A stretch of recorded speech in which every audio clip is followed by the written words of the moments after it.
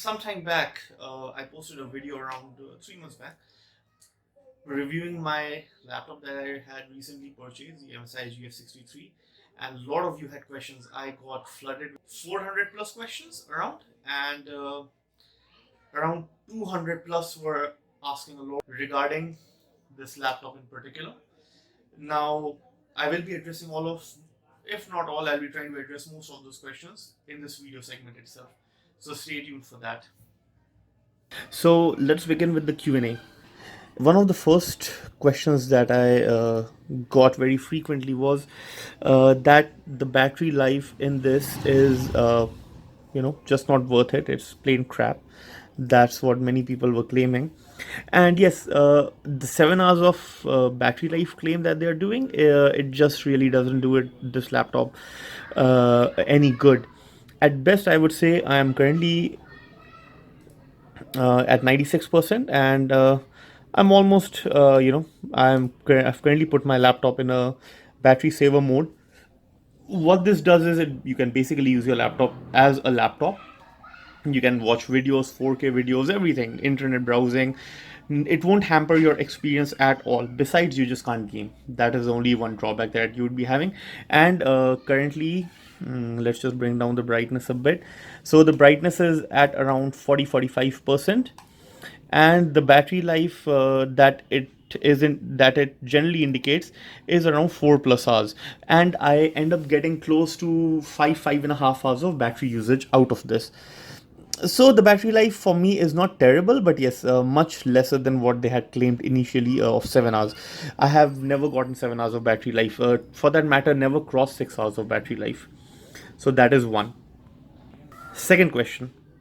I got from many people that the game that they're playing is not actually running that well, and the settings and everything that I showed in my earlier videos, it's not actually living up to that hype and that performance, and it's not showing those frame rates. So pretty simple. There are 2-3 fixes to it. So let me just show you one of them. Go here, go to the NVIDIA GeForce over here, right click on NVIDIA control panel. Once you'll do, click on manage 3D settings like this. Go to global settings. By default, it will always be on auto select. Just click on high performance NVIDIA processor, as you can see over here. Just a second. Yes.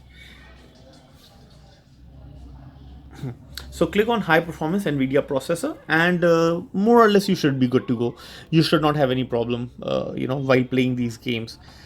Besides that, there are 1-2 more things. When you're using in battery mode, no matter how good your computer is not going to perform well. It will run at basically half of the frame rates that you should be actually getting.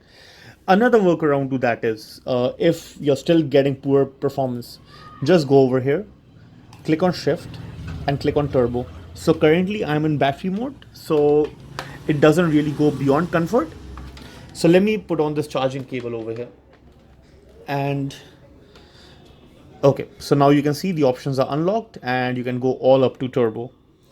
If you still want to squeeze out a little bit of performance from your system, click on turbo, go to settings, and over here you can set up your core clock offset and your VRAM clock offset. Mind you, this doesn't do too much, because this is an entry-level GPU and it really doesn't have too much of horsepower. Question number 3. People were saying that, does this laptop really need an SSD? Simple answer to that is yes, it needs an SSD. The performance is really painful without an SSD. Use this, it'll really perform your tasks, opening tasks, closing tasks, all of that will become really snappy. Just opening up Google Chrome will become really efficient like this. It just opens up. Question number 4. Many people were saying that the webcam is not working. So let me just show you one thing. Go here, click on camera. Let's just click here. You can see the message, we can't find your camera. No worries. Just click on function and click on F6. So what this has done is, if you click on function and F6, you can see camera off. camera turned on. Now this doesn't turn on your camera, this just enables your camera. So once the camera is enabled, just now you click on camera and there you see. So the webcam is enabled instantly. Next question. So people asked me that how are the temperatures of this gaming laptop? I said that they're relatively good for the sort of machine it is. Not too bad, not too good, but they're decent. So right now I'm playing No Man's Sky. I've been playing it for the past 20-25 minutes. The temperatures you can see have climbed up to 82 degrees Celsius, and I'm getting around 100. Depending on the terrain, I'm getting close to 90 to 100 frames per second. And let me see what settings are there. So go to graphic options, 1600 by 900. Let me just bump that up, 1920 by 1080. And let me just put this at TAA, motion blur high, HBAO on, anisotropic to full, texture detail high, shadow high, reflection high. Yes, gamma on, tessellation terrain high, apply. Okay, so most of them have been turned on except the texture. Texture generally takes some form of restart. So you can see that now I'm playing it at high settings. I'm getting close to 90 plus frames per second, and it's looking pretty damn good. And it's getting night over here, so you can see. But then you can see, I'm not sure if you're being able to notice that, but accordingly the frame rates are good, but then the temps are really going up, right? Okay, so now how do we take care of that? Okay, so let me just show you. I go to the Windows, I click on the Game Center, I just push this to Cooler Boost. Yeah, and this anyways Turbo Sports, it doesn't matter because I haven't overclocked this at all. So now let's see what the temperatures are like.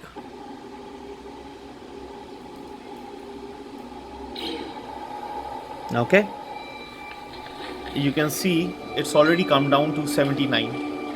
It was at high 80s, now it's already come down to 79, and now it's starting to come down to 78, 76, 77. Okay, so between the regions of 77. Okay, so yeah, it's holding steady at around 77, and you can see that along with that, so it's starting to come down to even 76. So if I'll play this on for some time, it'll come down to 74, 75, and it'll rest at around 75. If I would have been playing from the beginning with Cooler Boost on, it wouldn't have gone more than 72, 73. You can see now it's coming down even lesser. It's roughly at 75 degree. CPU is coming down to 71, 70. So from 85 degrees straight to 75 degrees Celsius, that is quite a loss in the temperature. 74, now I'm seeing that it's coming down even further, 74. So you can see how Cooler Boost can actually enhance your gameplay capability, and it's a really good deal if you want to play these sort of games at such high frame rates of 69, 70, and No Man's Sky is no less a demanding game. They have of course optimized it with the latest patch that they released. Yep, I'm seeing that the temperatures are coming down even to 73 right now. So inherently, the auto settings are not the right settings for it. I would say stick with Cooler Boost. Your GPU, CPU, everything should be completely fine. Next question. People have been asking me whether this laptop is good for 1080p gaming. I'm like, hell yeah, why not? This laptop is good for gaming. You would not have any issues. You would not run into any problems with it. And you should be able to play steady stream of games at least for the coming 1-2 years. But yes, if you can manage to get a 1050 Ti notebook, that will be better than this, hands down. At least anywhere between 10 to 15% performance gain you would get. Now coming to the last question that people are the most concerned about, that is whether this laptop is for good value for money. Now this laptop during the sale was available for as low as 49,000 rupees, but then those days are gone. If you're looking for a gaming device that is still really good and can perform tasks at par in this price range or better. So there are a few options. Let me take you through the list. So this is the MSI GF63. It's retailing at its full MRP, that's 79,990. Next is the Acer Helios 300. Now this is a full-fledged bulky system that you have. Uh, it looks decent, but it has the really loud gamer aesthetic to it, with the red vents and everything. The advantage that this laptop has over that, currently being priced 1,000 rupees lower than that, is it comes with a GTX 1050 Ti. That is the biggest difference that it has. Along with that, it comes with the inbuilt 128 GB SSD to boot. So that is the biggest advantage. Now the price at the current point is almost similar.